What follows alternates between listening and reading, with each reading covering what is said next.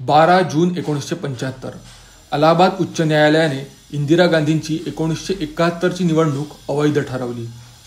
इंदिरा गांधींनी स्वतःच्या प्रचारासाठी राजकीय यंत्रणा वापरल्याचा आरोप सिद्ध झाला होता. त्यांना 6 वर्ष निवडणूक लढवण्यास मनाई केली गेली. मात्र इंदिरा गांधींनी पदाचा राजीनामा देण्याऐवजी 25 जून 1975 रोजी सूडबुद्धीने संपूर्ण देशावरच आणीबाणी लादली. 1,10,000हून अधिक लोकांना खटल्याशिवाय अटक करण्यात आली. त्यांचा कोर्टात न्याय मागण्याचा आणि अपील करण्याचा अधिकारही हिरावून टाकला. संविधानातील कलम 19 आणि 21 रद्द करण्यात आलं.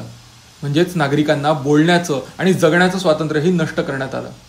संविधानाची मूळ चौकट तोडण्यात आली आणि संविधानात वाटेल तसे बदल करण्यात आले.